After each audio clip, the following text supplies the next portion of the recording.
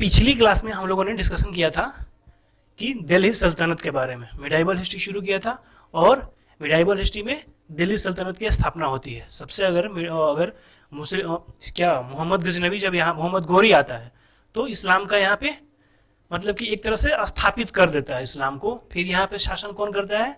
कुतुबुद्दीन ऐबक, फिर इल्तुतमिश। इस तरह से बढ़ते बढ़ते ये दिल्ली सल्तनत की व्यवस्था होती है। ठीक है, दिल्ली सल्तनत में 5 वंशों ने अपना शासन किया। ठीक है, उसके बारे में सारे राजाओं के जो भी सुल्तान थे उनके बारे में हमने चर्चा कर ली है जितना भी होना था।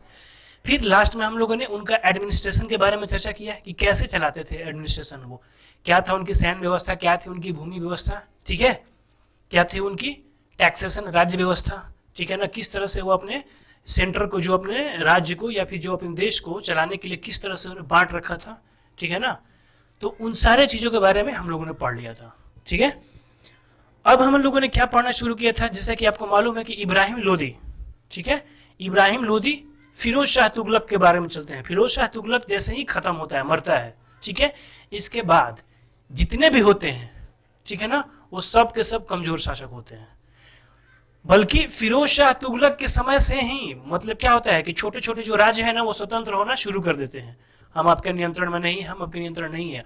और जब उसकी मृत्यु होती है इसके बाद तो झड़ी लग जाती है। ठीक है ना, तो वो जो स्वतंत्र हुए तो वो अपना स्वतंत्र राज्य स्थापित करते हैं कि यहाँ के हम राजा हैं, यहाँ के हम राजा हैं, यहाँ का हम राजा हैं। ठीक है, उसी चीजों के बारे में पढ़ेंगे यहाँ पे कि दिल्ली सल्तनत का जब पतन हुआ और एवं, ठीक है, प्रांतीय राज्यों का उदय, प्रांतीय राज्य का जो उदय होगा उसके बारे में पढ़ेंगे। फिर ये प्रांतीय राज्य पे कोई ना कोई कब्जा करेगा। कौन कब्जा करेगा? दिल्ली सल्तनत के बाद कौन सत्ता में आएगा? मुगल वंश। फिर इन लोगों का कैप्चर करेगा, सबको हराएगा, ठीक है, और फिर मुगल साम्राज्य में मिलाएगा। फिर उस समय ये सारे राज्य फिर एक बार नाम आपको आएगा कि हाँ जो स्वतंत्र थे ना, अकबर ने अटैक किया उनको मिला लिया, फिर अकबर ने अटैक किया उनको मिला लिया। ठीक है, तो अभी हम इनका छोटा मोटा जानकारी ले लेंगे कि स्वतंत्र जो हुए वो कौन राजा थे जिन्होंने स्वतंत्र राज्य की स्थापना की। ठीक है, कभी कभी पूछ देता है, छोटा सरफेस पॉइंट को ही ध्यान में रखेंगे। आप लोग के एग्जाम से उतना इंपॉर्टेंट हो भी नहीं सकता है, लेकिन ऊपर ऊपर जो चीज होता है ना, फेमस चीज, वो पूछ देता है। ठीक है, तो मैं आपको कंप्लीटली पढ़ा दिया हूं, बस थोड़ा थोड़ा ऊपर वाला आप देख लेंगे। देखिए, अब देखिए, सबसे पहले जो स्वतंत्र होता है जो फेमस है वो है जौनपुर। ठीक है, जौनपुर जो नगर है, देखो यहाँ पे ये पूरा इंडिया का मैप हुआ, ये आज का यूपी है। ठीक है, और इसमें ये जो छोटा पार्ट है ये यहाँ पे जौनपुर है यूपी में। ठीक है, जौनपुर, जौनपुर की स्थापना किसने की थी? फिरोज शाह ने की थी ना। जौनपुर की स्थापना किसने की थी? फिरोज शाह। बोले थे ना कि 300 नगर उसने बसाया था। ठीक है, तो फिरोज शाह अपने जो उसका चचेरा भाई था जूना खां या जौना खां, ठीक है ना, जौना खां के नाम पे ही, जौना खां को किसका नाम था? MBT, मोहम्मद बिन तुगलक का ही उपनाम जौना खां था। तो उसी के अपने बड़े भाई के नाम पे ही जौनपुर शहर को उसने स्थापित किया था। ठीक है, जौनपुर शहर उस समय साहित्य के मामले में और शिक्षा के मामले में बहुत आगे था, माना जाता था। ठीक है ना, जैसे शिक्षा के मामले में यहाँ पटना मान लो, दिल्ली मान लो, ठीक है ना, जैसे फेमस है ना, अगर कोटा मान लो, ये क्या है, शिक्षा के लिए फेमस है कि यहाँ से इतना बच्चे पढ़ के निकलते हैं। जैसे पहले नालंदा था, उस दौरान भी जौनपुर आ गया था। ठीक है, तो जौनपुर को बसाया किसने था? फिरोज शाह। ठीक है, अब उसी के बारे में चर्चा करेंगे। जौनपुर गोमती नदी के किनारे बसा हुआ है। ठीक है, कौन नदी के किनारे? जौनपुर गोमती नदी के किनारे, ध्यान में रखेंगे। जौनपुर को फिरोज शाह तुगलक ने अपने चचेरे भाई जौना खां या जूना खां मोहम्मद बिन तुगलक की स्मृति में 1359 में स्थापित किया था। 1359 में इसको स्थापित किया था जौनपुर को। अब देखिए स्वतंत्र कैसे हो गई। जौनपुर स्वतंत्र सत्ता का संस्थापक मलिक सरवर नामक एक हिजड़ा था। ठीक है ना, मलिक सरवर नहीं, उनसे अलग होके क्या हुआ था, जैसे ही कमजोर हुआ दिल्ली सल्तनत तो मलिक सरवर जो था वो अलग होके शर्की वंश की स्थापना की थी। ठीक है, शर्की राजवंश की स्थापना मलिक सरवर ने की थी जौनपुर से, दिल्ली सल्तनत से अलग होके। ठीक है, ये डायनेस्टी है। ठीक है, आपसे पूछेगा नहीं, ध्यान में रखेंगे। ठीक है ना, मैं आपको बता दिया हूं कि इसके बाद मलिक सरवर फाउंडर हुआ, इसके बाद मुबारक शाह, इब्राहिम शाह, महमूद शाह, मोहम्मद शाह और हुसैन शाह। याद नहीं करना है आपको, पढ़ाने की व्यू से, नॉलेज की व्यू से, क्योंकि आप पढ़ रहे हैं तो आपको बताया जा रहा है। ठीक है, ये जो भी पीसीएस वाले होंगे, ठीक है ना, और सीजीएल थोड़ा वाले, उनको ये थोड़ा ध्यान में रखेंगे। अटाला मस्जिद का निर्माण 1408 ईस्वी में इब्राहिम शर्की ने कराया था, ध्यान में रखेंगे। ये जो इब्राहिम शर्की है ना, कहाँ है इब्राहिम, ये शाह के उपाधि धारण किए थे इब्राहिम शर्की ने। अटाला देवी बहुत खूबसूरत है, ये जो है ना अटाला मस्जिद, ये बहुत खूबसूरत है, ठीक है, ये जो मस्जिद दिख रहा है। लेकिन इसके पीछे है क्या है, यहाँ पे अटाला देवी मंदिर का मंदिर था, ठीक है ना, अटाला देवी का मंदिर था ये, ठीक है। अटाला देवी का मंदिर को ये तोड़ दिया गया था, और तोड़ के फिर इसको ये अटाला मस्जिद में इसको कन्वर्ट कर दिया था, ठीक है ना, किसने, इब्राहिम शाह ने, ठीक है। तो आपको ध्यान में रखना है कि अटाला मस्जिद, ये तो नहीं पूछेगा जौनपुर में है, इब्राहिम शर्की ने, बहुत फेमस है, तो ध्यान में रखेंगे, ठीक है। अटाला मस्जिद, ठीक है। जौनपुर में एक जमा मस्जिद हुसैन शाह, जो अंतिम का शासक था हुसैन शाह, 1470 ईस्वी में कराया था ये मस्जिद, ठीक है। जौनपुर में बहुत खूबसूरत खूबसूरत चीजें हैं, ठीक है ना।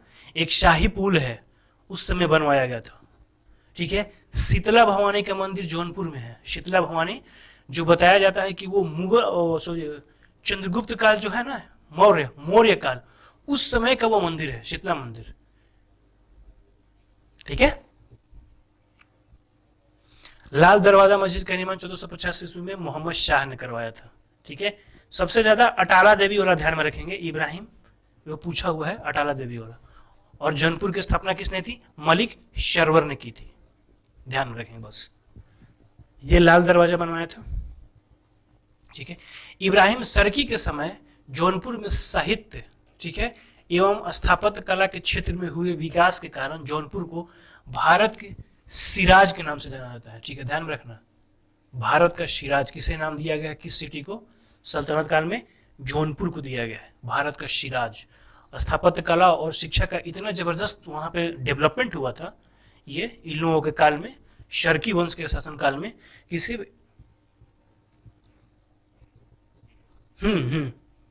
जौनपुर से हम लोगों ने शुरू किया है, ठीक है। पद्मावत के जो लेखक हैं, आपको बताया था ना मलिक मोहम्मद जायसी के, ध्यान में रखना। पद्मावत के लेखक कौन है, पूछ दिया जाता है यहां से, ऐसे ही क्वेश्चन बनता है। जब आप फोकस होकर पढ़ोगे ना, तब पता चलेगा, और आपको हर जगह ये मिल जाएगा, वन लाइनर के रूप में मिल जाएगा, ठीक है, हम कहानी के रूप में बता रहे हैं। तो पद्मावत के जो लेखक थे मलिक मोहम्मद जायसी, वो जौनपुर के ही रहने वाले थे, जिन्होंने रतन सिंह और पद्मावत के बारे में लिखा है, सॉरी कौन थी, पद्मावती के बारे में। और फिर अलाउद्दीन खिलजी जो अटैक करता है, जो चर्चा होती है, जो आपने पढ़ाया था मैंने, मलिक मोहम्मद जायसी, वो कहाँ के थे, जौनपुर के रहने वाले थे, ठीक है। कभी कभी ये मैंने इसलिए डाल दिया कि अमीर खुसरो के बारे में पूछ दिया है कभी, ठीक है ना, अमीर खुसरो के बारे में पूछ दिया कि कहाँ के रहने वाले थे, ठीक है ना, वो पटाली,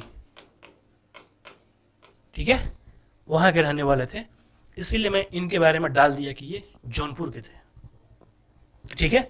तो इंपॉर्टेंट में अगर देख लिया जाए इसमें, तो मैं आपको इंपॉर्टेंट बता दूंगा, ध्यान में रखने वाली बात है, ठीक है। गोमती नदी, ये सब आपको जानना जरूरी है, ठीक है ना। स्टैटिक पॉइंट से व्यू से पूछ देगा कि जौनपुर शहर किस नदी के किनारे है, ये भी पूछ सकता है। आपको पता नहीं चलेगा कि सारा हिस्ट्री का पार्ट है, ज्योग्राफी का पार्ट है, स्टैटिक पार्ट है, ठीक है। 1359 में इसको फिरोज शाह तुगलक ने, ठीक है, किसने स्वतंत्र स्थापना की थी, सबसे यही मेन पॉइंट है, ठीक है ना, मलिक सरवर, किसने, मलिक सरवर ने। अटाला देवी का मंदिर इब्राहिम शर्की ने, यही अटाला देवी मंदिर नहीं, अटाला मस्जिद, ये साउथ के एक थे राजा थे, हेमचंद्र शायद उनका, शायद विजय चंद्र उनका नाम था, उन्होंने यहाँ पे बनवाया था बहुत खूबसूरत मंदिर, जिनको तोड़ के अटाला मस्जिद बनाया गया। यूपी में, पटाली यूपी में ही पड़ता है,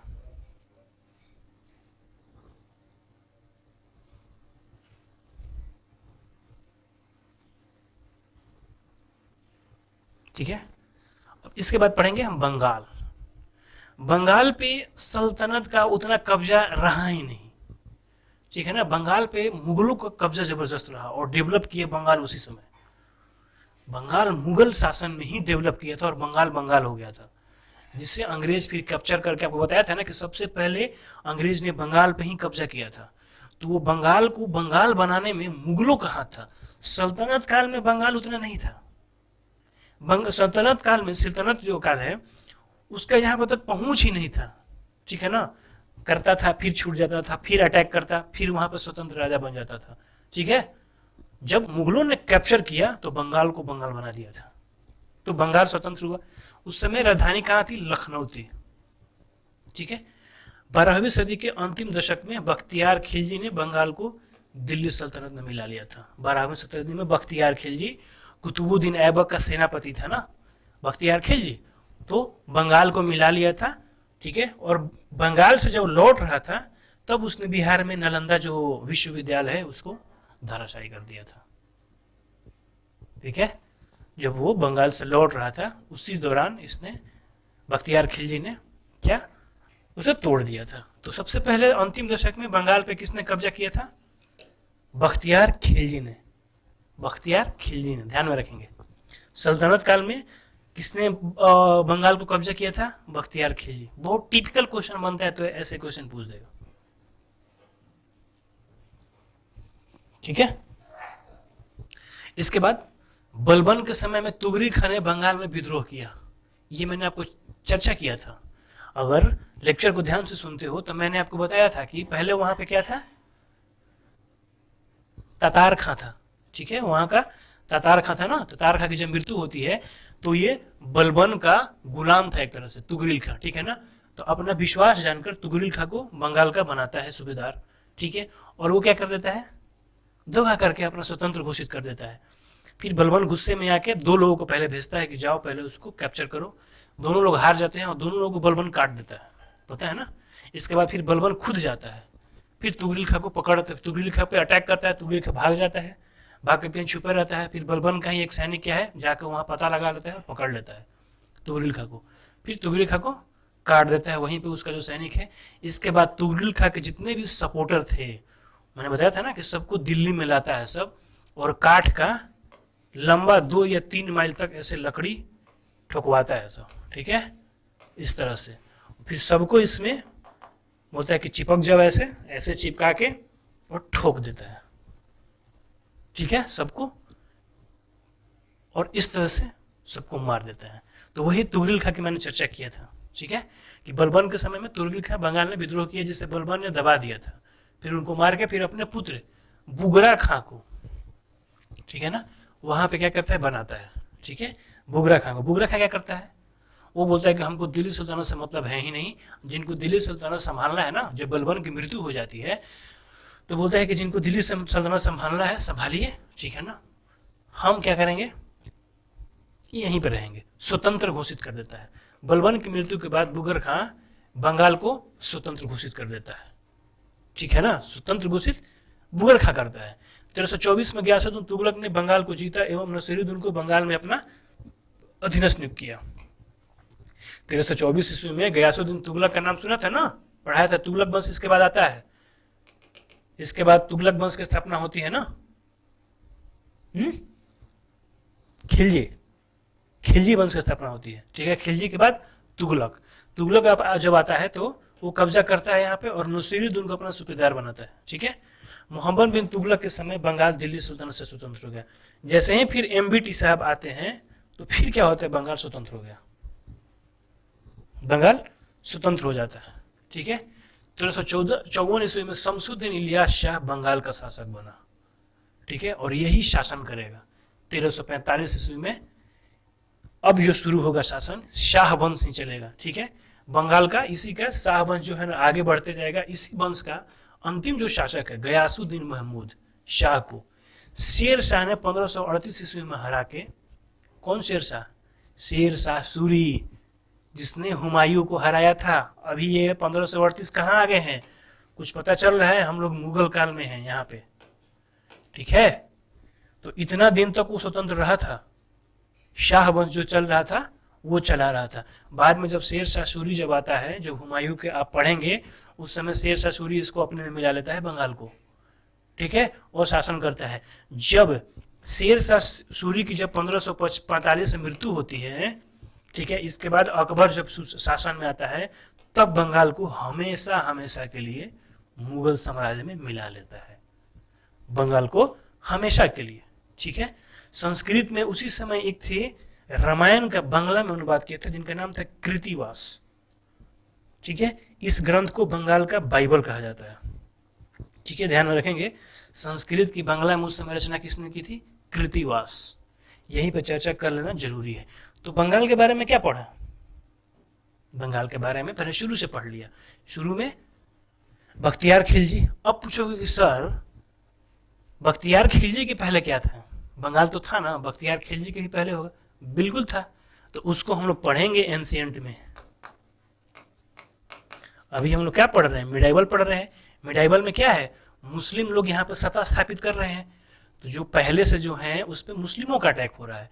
तो उसमें कौन अटैक कर रहा है? बख्तियार खिलजी यहाँ पे सबसे पहले। समझ में आ गया? इसके पहले हम एंशिएंट में जाएंगे ना, तब आपको यहाँ पे कनेक्ट होगा। जब एंशिएंट पढ़ेंगे तो बीच में मिडाइवल आएगा। ठीक है ना। तो यहाँ पे फिर हम बंगाल के बारे में पढ़ेंगे कि बंगाल में बख्तियार खिलजी के पहले क्या था, वहां पे पढ़ेंगे फिर से। तभी तो कहानी आगे बढ़ेगी। पहले एंशिएंट, एंशिएंट के बाद कौन? मिडाइवल में मुस्लिम इस्लाम आएगा। ठीक है। तो एंशिएंट को खत्म करेगा इस्लाम। ठीक है। इस्लाम बढ़ेगा तो फिर सल्तनत आएगा। सल्तनत को खत्म कौन करेगा? मुगल। ठीक है। अब मुगल जब खत्म होगा तो फिर कौन आएगा? अंग्रेज। तो सब लोगों ने धीरे धीरे कब्जा किया होगा ना। पहले बंगाल पर बख्तियार खिलजी, ठीक है, फिर शेर शाह सूरी, ठीक है, फिर मुगल के बाद अंग्रेज। तो सब लोगों ने सत्ता शासन किया। तो बंगाल पे अंग्रेजों के बारे में पढ़ चुके हैं आप। इसके पहले अब अभी मिडाइवल में घुसे हैं आप, अंग्रेजों के जस्ट पहले घुसे तो बख्तियार खिलजी, इसके बाद मुगल। अब इसके पहले एंशिएंट में जाएंगे तो देखेंगे कि कौन था यहाँ पे। फिर आपकी कहानी पूरा, आपको भारत पूरा समझ में आ जाएगा। ठीक है ना। हिस्ट्री आपको मैं इंटरेस्ट ला दूंगा पूरी तरह से। ठीक है। तो लखनौती थी सबसे पहले। अगर जब मिडाइवल की शुरू होती है तो सल्तनत काल से शुरू होती है, तो बख्तियार खिलजी अटैक करता है। ठीक है। बख्तियार खिलजी अटैक करता है, अपने शासन में मिला लेता है। इसके बाद बलबन जब शासन करता है तो वहां पे इसका विद्रोह तुगरिल खां करता है। उसको हटा के फिर अपना बेटा को बुगर खां को बनाता है। तो वहां पे फिर कौन करता है? बुगर खां वहां पर स्वतंत्र हो जाता है। फिर वहां पर नसीरुद्दीन को बनाया जाता है। अंत में फिर इलियास, बंगाल का शमसुद्दीन इलियास शाह एक शासक है, वो वहां पे बंगाल में शासन करेगा। इसका वंशज चलता आएगा और गयासुद्दीन महमूद जो शाह है उस पे आके शेर शाह सूरी हरा देगा। शेर शाह सूरी वंश कब खत्म होता है? 1555 में सूरी वंश खत्म हो जाता है। सर हिंद की लड़ाई होती है। ठीक है ना, 1555 में। और हुमायूं इसमें जीतता है और सूरी वंश को खत्म करता है। ठीक है। फिर हुमायूं का बेटा अकबर आएगा और अकबर ही फिर हमेशा हमेशा के लिए इसको मिला लेगा। तो ध्यान में रखेंगे यहाँ पे। ठीक है ना। यहाँ पे मैं डेट भी मेंशन कराऊंगा। जैसे ही जब हम पढ़ेंगे, क्या पढ़ेंगे? अकबर के बारे में, तो वहां बताऊंगा आपको कि कब मिलाया था ये बंगाल को। ठीक है। इतना इंपॉर्टेंट, ठीक है ना, छोटे छोटे एग्जाम के लिए इतना इंपॉर्टेंट नहीं है बंगाल खास करके। कृतिवास को ध्यान में रखना कि संस्कृत को जो रामायण था उसका बांग्ला में कृतिवास ने किया था। इसके बाद एक गुजरात भी था। गुजरात भी था ना। गुजरात पे आपको मैंने बताया था, बहुत अच्छे से बताया था कि अलाउद्दीन खिलजी ने भी अटैक किया था। दिख रहा है गुजरात? ठीक है। इसका अगर बड़ा पार्ट देखोगे तो यही है गुजरात। देखो यहाँ पे। ठीक है।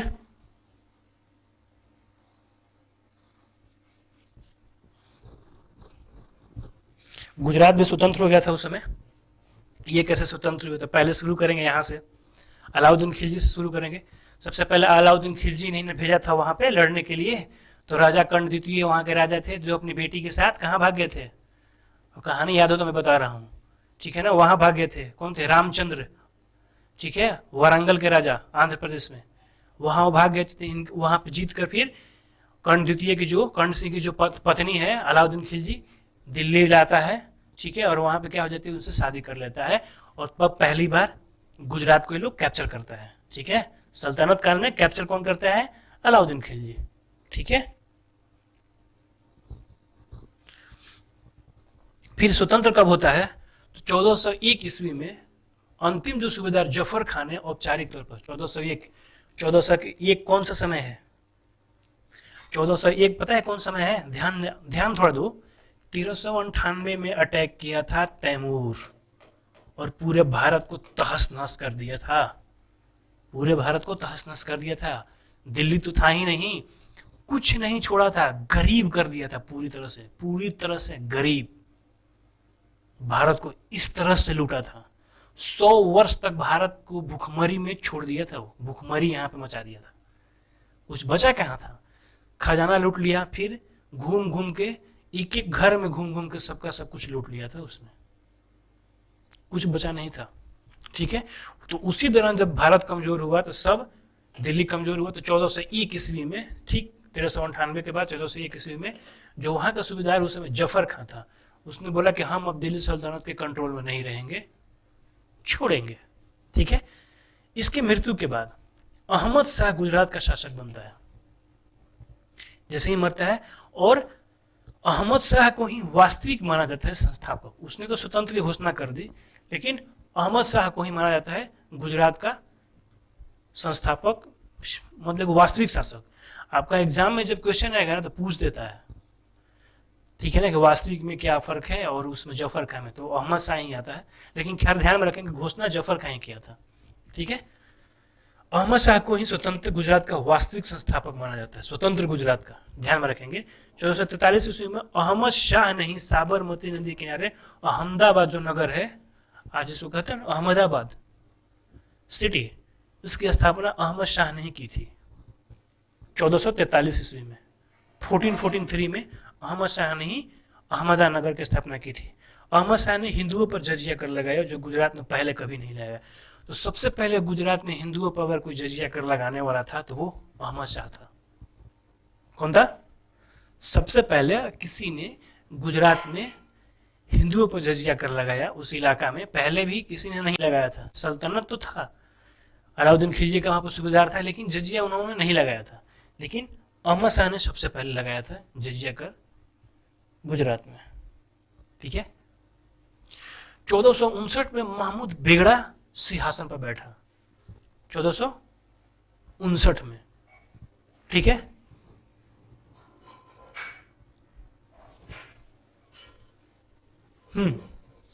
महमूद बेगड़ा बहुत ताकतवर था। थोड़ा बहुत थोड़ा ज्यादा नहीं, बहुत ज्यादा ताकतवर था मोहम्मद बेगड़ा। ठीक है, उसकी कहानी सुनोगे तो दंग रह जाओगे। ठीक है, महमूद बेगड़ा के बारे में।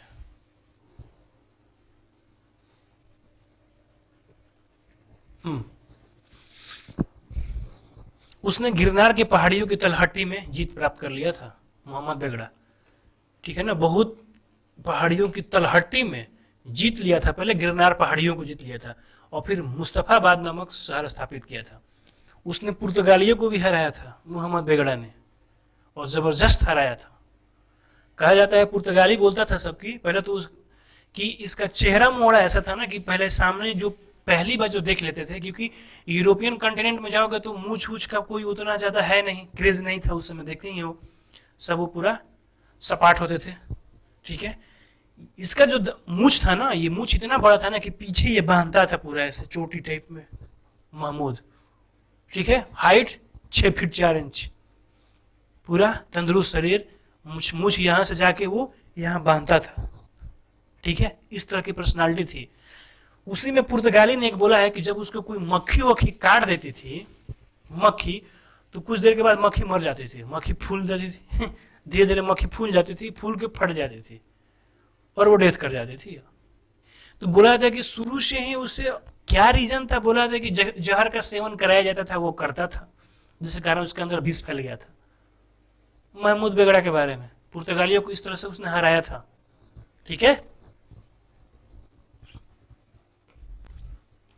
इसने गुजरात पहाड़ियों में, ध्यान में रखेंगे, मुस्तफाबाद नामक शहर नगर की स्थापना की थी, पुर्तगालियों को भगाया भी था। ठीक है, इसके बाद बहादुर शाह स्वतंत्र गुजरात का अंतिम महान शासक था। ठीक है, स्वतंत्र गुजरात का अंतिम महान शासक बहादुर शाह था। इसके बाद फिर क्या होगा, 1537 ईस्वी में पुर्तगालियों ने धोखे से बहादुर शाह की हत्या कर दी। ध्यान में, पुर्तगाली कब आए थे, 1498 में आ गए थे, और पुर्तगाली केवल समुद्र के किनारे यहाँ पे गोवा में थे, ठीक है ना। तो यहाँ से जाना उनको बहुत दूर की बात नहीं थी, वो केवल समुद्री एरिया ही कैप्चर कर रहे थे, ठीक है। तो इनका जंग हुआ जिसमें पुर्तगालियों ने धोखे से इसको मार दिया था, वरना ये बहादुर से मारा नहीं जाता, ठीक है। अंत में फिर 1573 ईस्वी में अकबर ने गुजरात को मुगल साम्राज्य में मिला लिया। फिर से जो गुजरात जो स्वतंत्र था वो किसके अधीन आ गया, मुगल साम्राज्य के अधीन, ठीक है। तो गुजरात का अगर पूछा जाए तो आपको इंपॉर्टेंट के रूप में क्या ध्यान देना है,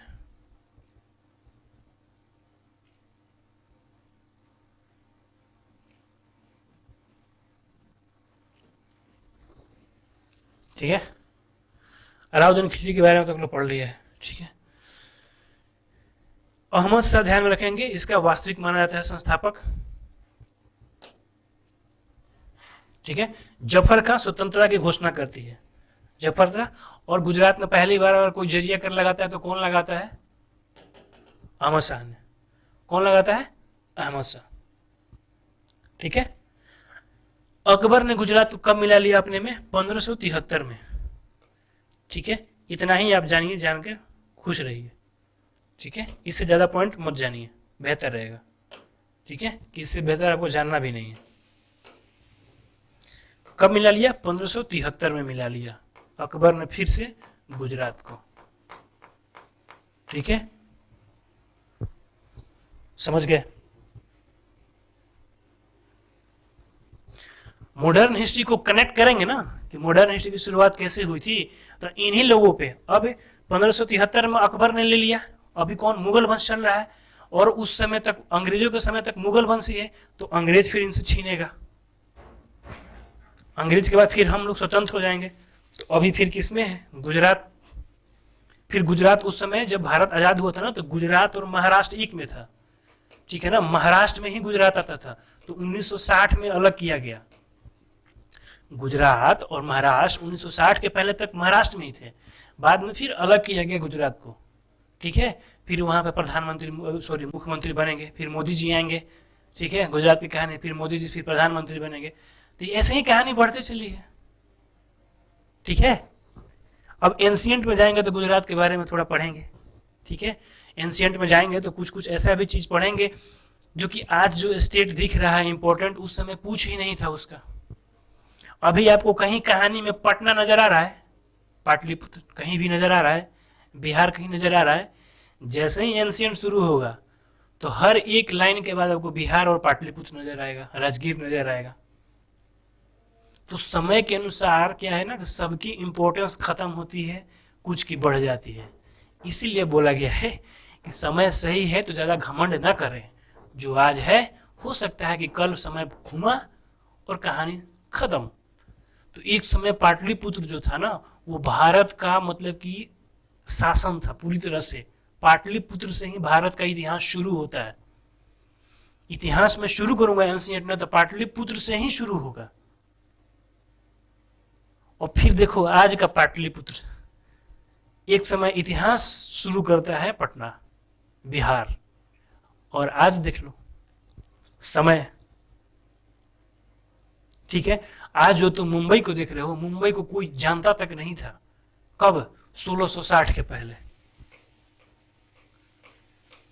कोई जानता तक नहीं था, ठीक है ना। जब पुर्तगालियों ने दहेज में दिया था अंग्रेज को, फिर अंग्रेज ने क्या किया, दहेज में पता है ना, जब शादी हुई थी कैथरीन बेरगंजा और उस समय चार्ल्स द्वितीय तृतीय की शादी हुई थी, ठीक है। तो दहेज में दिया था पुर्तगालियों ने कि ले जाओ, थोड़ा सा छोटा मोटा गांव था, कुछ लोग रहते थे।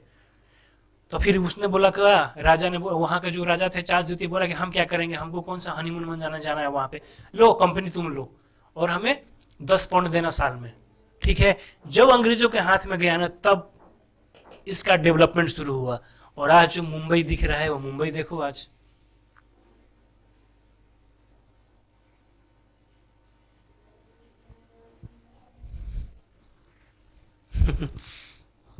बिल्कुल हो सकता है। ठीक है, तो हिस्ट्री को ऐसे समझो, हिस्ट्री को ऐसे पढ़ो, फिर तुम्हें थोड़ा इंटरेस्ट आएगा, थोड़ा समझने में, अपने जीवन को, अपनी लाइफ को, राज्य को, स्टेट को, ये देश क्या होता है, कैसे बनता है, कैसे टूटा, ठीक है ना, क्या हमें नहीं करना चाहिए, क्या करना चाहिए, ठीक है। फिर आपको ये भी समझ में आएगा कि क्यों एक समय में कोई ज़्यादा इंपॉर्टेंट हो जाता है कोई स्टेट, क्यों एक समय में सबसे ज़्यादा खराब हो जाता है, क्या स्थिति था कि पाटलिपुत्र उस समय क्या था कि इतना इंपॉर्टेंट था, क्या क्या जरूरी था, इतना इंपॉर्टेंट पाटलिपुत्र क्यों था। आपका भारत का इतिहास शुरू होगा पाटलिपुत्र से, और आज उसकी इंपॉर्टेंस खत्म हो गई है, क्योंकि आज दुनिया ग्लोबलाइज हो गई है, तो समुद्र के किनारे जितने भी स्टेट हैं सबकी सब वैल्यू बढ़ गई है।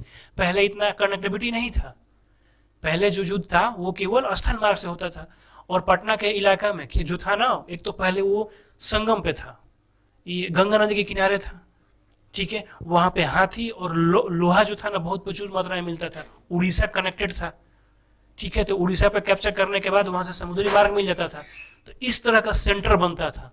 तो उस समय हाथियों से और ये तलवार भाला से लड़ाई होती थी, तो वो ज्यादा फेमस, तो पाटलिपुत्र ऐसा सबसे बढ़िया रीजन था जहां पे मिलता था, ठीक है। आज आज वैसे लड़ाई ही नहीं होना है, खत्म हो गया कहानी, इतिहास बदला, आप बदल गए, ठीक है। तो जरूरी नहीं है कि जो इतिहास में आज इंपॉर्टेंट है वो कल को रहेगा, ठीक है। यूरोप के बारे में सुने हो, यूरोपियन आज जो हैं इतना इंपॉर्टेंट, इतना पैसा है, डेवलप्ड है। एक कहानी सुन लो, यूरोप में आज से 700 साल पहले, यूरोप को भी कहानी सुन लो, आज के 700 साल पहले यूरोप में इतनी ठंड पड़ती थी, ठीक है ना, तो ये वीराना एरिया था, कौन रहेगा उतनी ठंड में, क्या डेवलपमेंट होगा। फिर धीरे धीरे समय ने बदलाव लिया, ठीक है ना, और वहां पे ठंड कम होता गया, अब मिनिमम ठंड पड़ती है। आज भी देखना, यूरोप में ठंड के मौसम में इतनी ठंड पड़ती है ना कि मतलब कि घर में हीटर 24 घंटे जलाना उनकी मजबूरी हो जाती है, लेकिन पहले हमेशा ऐसा रहता था। लेकिन आज यूरोप देख लो, आज उसका मौसम ऐसा साथ दे रहा है कि वहां पे सबसे ज्यादा काम होता है, क्योंकि गर्मी नहीं है उतनी, तो यूरोप बदल गया। भारत एक समय सोने की चिड़िया थी, गरीब बना दिए। तो इतिहास हमेशा से बदलता है, ठीक है, तो घमंड नहीं करना है किसी को, ठीक है ना, एक बार ना ऐसे पलटेगा ना तो पूरी कहानी गोल हो जाएगी, ठीक है। महाभारत के समय में भारत पूरा दुनिया को लीड करता था, उस काल में इतना डेवलपमेंट, मतलब कि आज का जो अमेरिका है ना उससे भी ज्यादा बढ़ा हुआ था भारत। महाभारत के बाद देख लो स्थिति, अभी कहाँ है इंडिया, अभी धीरे धीरे सीढ़ी चढ़ना शुरू किया है, इतना लूट खसोट के बाद। तो महाभारत के बाद इतना डिक्लाइन क्यों किया, इसलिए डिक्लाइन किया ना कि जाति व्यवस्था, वर्ण व्यवस्था में बंटने लगे, समाज को बांटने लगे आप, किसी को छूत मानने लगे, किसी को छूत मानने लगे, धीरे धीरे डिक्लाइन होते लगा, तो दुनिया देख रही थी कि तुम कमजोर हो रहे हो।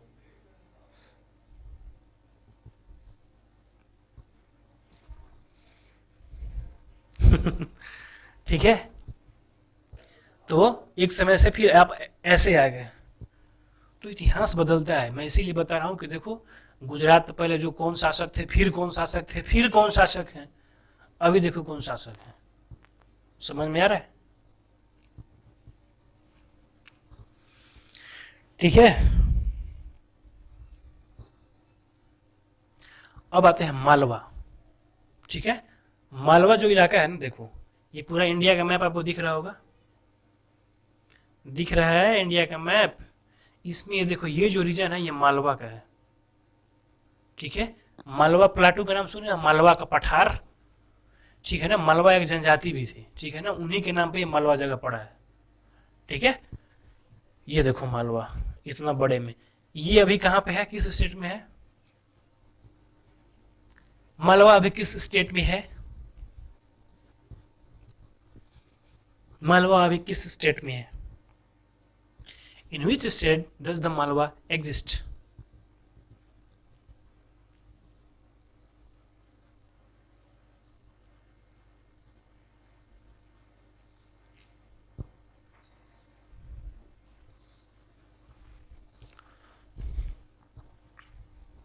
मालवा एमपी में है, मध्य प्रदेश में है,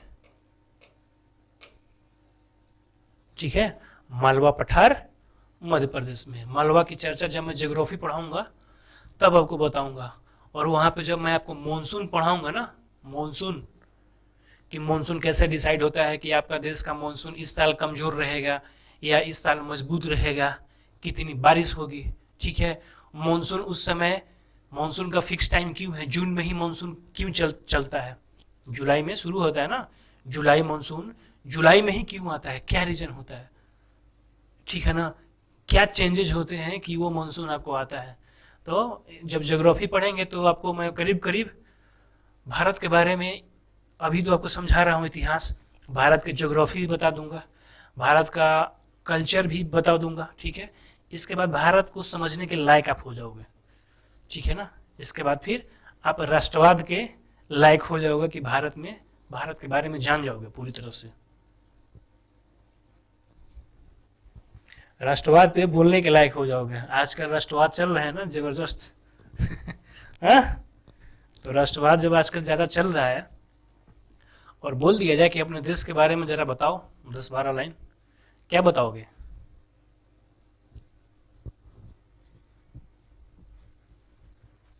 ठीक है जी। तो मालवा भी शुरू से ही फेमस था, ठीक है ना। मालवा पे आपको पता था, मालवा पे विजय प्राप्त किए थे सल्तनत वाले लोग भी 1401 ईस्वी में। देखो ये भी 1401 ईस्वी में ही, 1398 में अटैक, तैमूर कमजोर होता है दिल्ली सल्तनत, ठीक है ना। और 1401 ईस्वी में दिलावर खान ने स्वतंत्र राज्य के रूप में मालवा की स्थापना कर दी। दिलावर खान ने स्वतंत्र राज्य के रूप में मालवा की स्थापना कर दी, ठीक है। 1405 ईस्वी में दिलावर खां की मृत्यु के बाद उसका पुत्र, जब दिलावर खां अल्प खां, इसका नाम था, हुशंग शाह की उपाधि से धारण कर गद्दी पर बैठा 1405 ईस्वी में। इंपॉर्टेंट क्या है, स्वतंत्र मालवा की स्थापना किसने की थी? दिलावर खां। आपके लिए सरफेस क्वेश्चन ही मायने रखता है। तो दिलावर खां ने स्वतंत्र मालवा की स्थापना की थी, ठीक है। दिल्ली सल्तनत जब कब्जा किया था तब छूटा तो दिलावर खां था। आपको बस ध्यान में यही रखना है, हम जो पढ़ रहे हैं स्वतंत्र, इसका मतलब क्या है कि दिल्ली सल्तनत इस पे कब्जा कर लिया था ना, तो दिल्ली सल्तनत जब कमजोर हुआ तो ये सभी स्वतंत्र हो गए। तो हिस्ट्री वहां से क्वेश्चन पूछ देता है आपसे कि जब ये स्वतंत्र हुए तो कौन वहां पर स्थापित करता है शासन। तो थोड़ा सा सरफेस नॉलेज वही लेना है, दिलावर खां। इसके बाद अल्प खां, हुसैन शाह अपने नाम की उपाधि धारण करके वो शासक बनता है, ठीक है। हुसैन शाह सूफी बुरहानुद्दीन गरीब का शिष्य था। हुसैन शाह बुरहानुद्दीन गरीब का। इसने नर्मदा नदी के किनारे होशंगाबाद शहर की स्थापना करता है वही नर्मदा। और होशंगाबाद का नाम क्या पड़ा है, जल्दी बताओ। होशंगाबाद का नाम चेंज हुआ है, कमन फास्ट।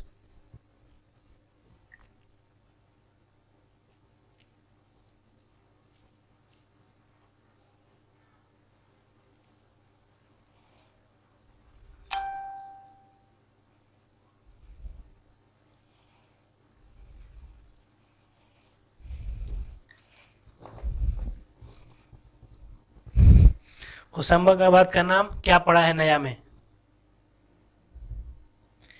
हुसैन शाह ने ही होशंगाबाद शहर की स्थापना की थी नर्मदा नदी के किनारे। ये देखो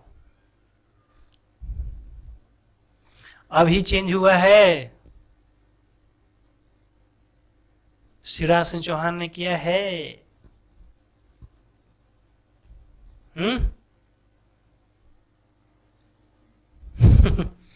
नर्मदा नदी के किनारे किया गया था, ठीक है। नर्मदा नदी के किनारे है, ठीक है ना। तो चेंज करके क्या किया गया है,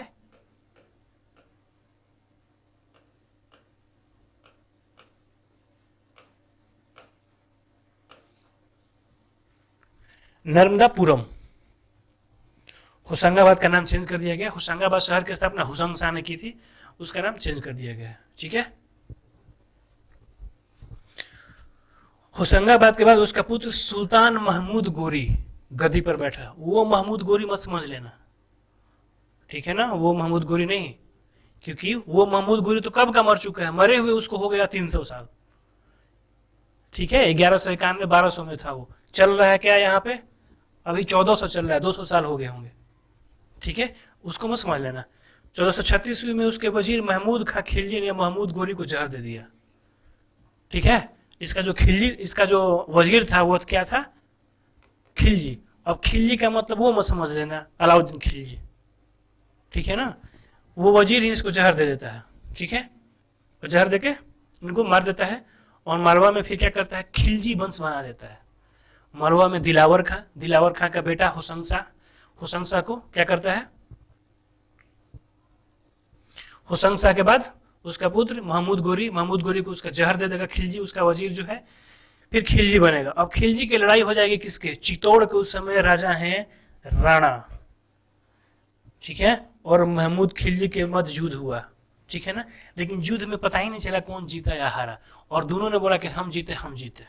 ठीक है, राणा कुंभा।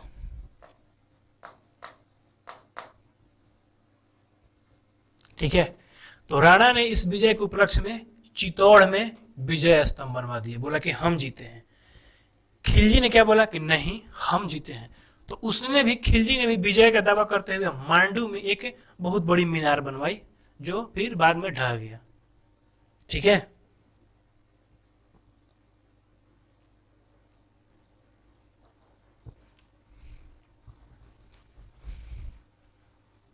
ओके। खिलजी वंश का जो अंतिम सुल्तान था महमूद टू खिलजी था। ठीक है, 1531 ईस्वी में गुजरात के शासक ने मालवा को अपने अधीन कर लिया। ठीक है, बाद में गुजरात में जो शासन कर रहा था ना, वो मालवा पर अटैक करके अपने अधीन कर लेता है। ठीक है, और 1561-62 में अकबर ने मालवा पर फिर कैप्चर कर लेगा। तो आपको यहाँ से समझ में आ रहा है कि ये स्वतंत्र हुए हैं, और बाद में मुगल वंश का जो शासक है वो धीरे धीरे इन लोगों पे कब्जा कर रहा है, क्योंकि आगे आने वाला कौन है, मुगल वंश। ठीक है, तो 1561-62 में इन पे कब्जा कर लेता है। ठीक है, फिर कश्मीर। ठीक है, कश्मीर की चर्चा हम लोग कल करेंगे। ठीक है, ज़्यादा टाइम हो गया है।